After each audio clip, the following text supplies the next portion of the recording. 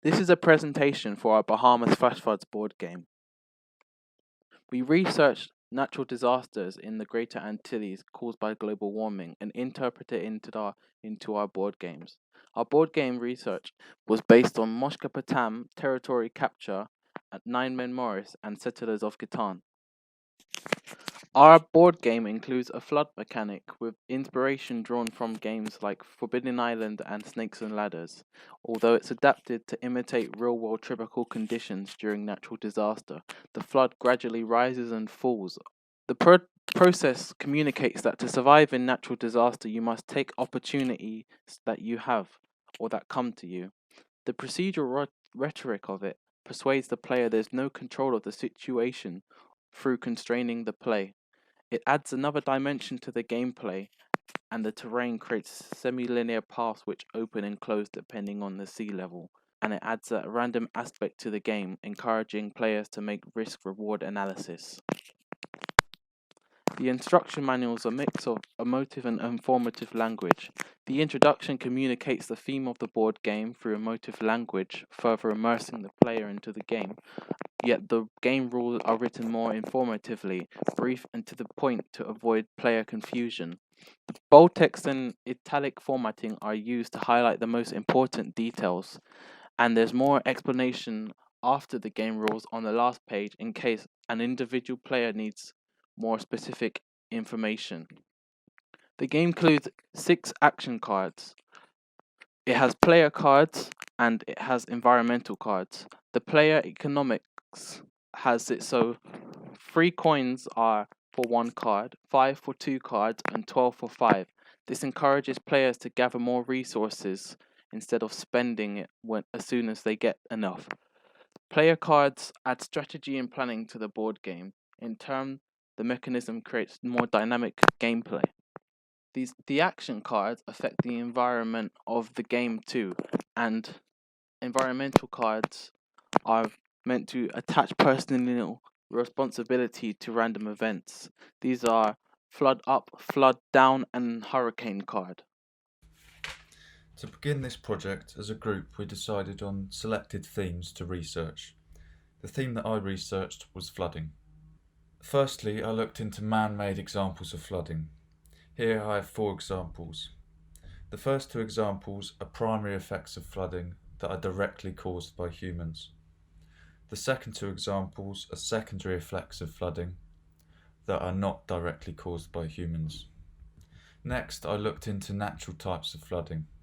Some of the causes of natural flooding could be rainstorms, tsunamis, snowmelts, fluvial floods, river floods, and coastal floods. One example that I looked at in particular that kept popping up was the China flood in 1931.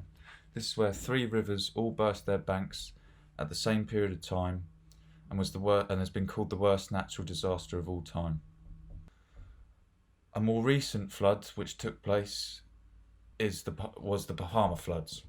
This happened on the 1st of September 2019 and lasted for 2 days and was caused by a hurricane that lasted for 2 days.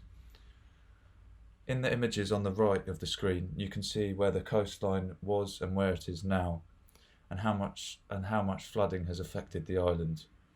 Coastlines have been pushed back miles and miles, destroying acres and acres of land. The theme in relation to our game would be basic. The water levels would be changing all the time. This is the same as flooding. Water levels rise and fall. Burst pipes and hurricanes, which I've previously talked about in the examples. And finally, the board would be shaped as the Bahama Island and include situated islands to move around the board and play the game. Okay, now I'll be talking about the gameplay and the game components. So, for the final game components, I was in charge of making 3D game items, which were character pieces, boat pieces, and coins. And they were all made in Maya, particularly for the character pieces, since they got involved into sculpting, which would be ideal to be curated in ZBrush. Besides, there are other 2D components as well, such as power cards that were created in Photoshop and Illustrator. For the game design theory, I try to think about how a player would feel while interacting with the game items. So first of all, for the characters, the more detailed the characters were made, the more socially judged the game would be, and titles such as sexism and racism would not be very ideal for such a board game. So, neutralizing characters' genders by leaving all the features that could highlight the differences in genders would be very ideal.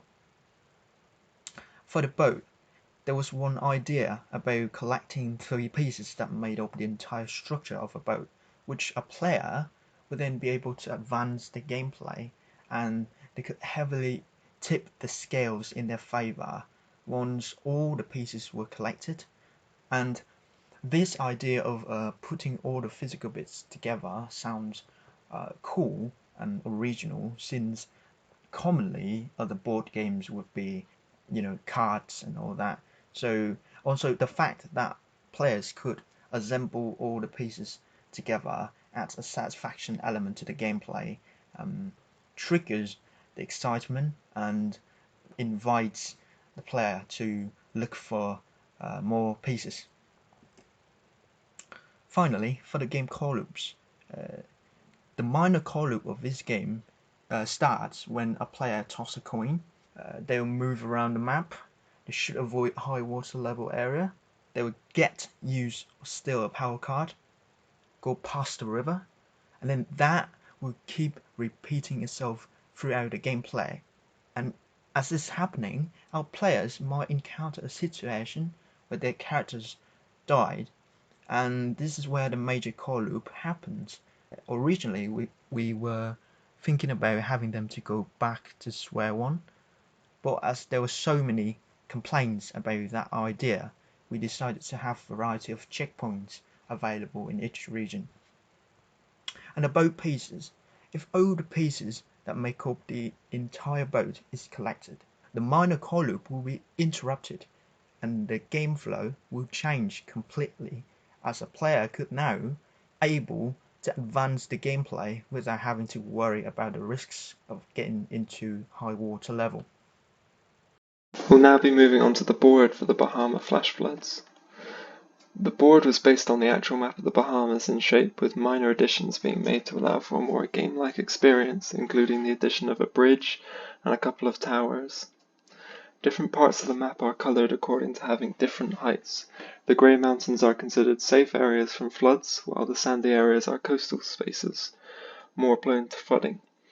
The blues begin as submerged but may become land if the flood level is low.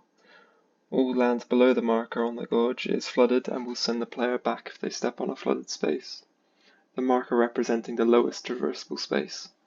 The flood level mechanic means every turn a coin is flipped to decide whether the water level rises or falls. For example, if it was heads on the first turn, the light blue spaces would become deadly as the marker moves up a space onto the sandy ones. The game is educational in the regard of teaching about how coastal areas and floodplains near rivers are more at risk to flooding. The map should feel natural to understand, with the colours used simulating a standard map. Some of the mechanics used include the varied elevations of the map lending itself to a natural sense of risk and reward, with some routes being closer to sea level so are more liable to flooding but allow for a quicker route or access to cards that can tip the scales between players. There is a difficulty curve in the game by a change in average elevation. Areas at the end are closer to sea level, leading to a difficulty curve that will allow for players behind to catch up, and an increase in tension and excitement towards the end. We implemented this through the use of a large body of deep water that creates a natural barrier, forcing the player to go around the board from the house on the left to the helipad on the right, in a U-turn as shown above. Though with the clever use of items they may be able to find a shortcut or two. Dotted along this path are towers on the mountain spaces, acting as checkpoints so progress is not entirely lost when the player is caught in a flood. The unpredictable nature of flash flooding is represented through these mechanics, but it also lends itself to creating a replayable game, with no route being the same, as players will be forced to make decisions on the fly.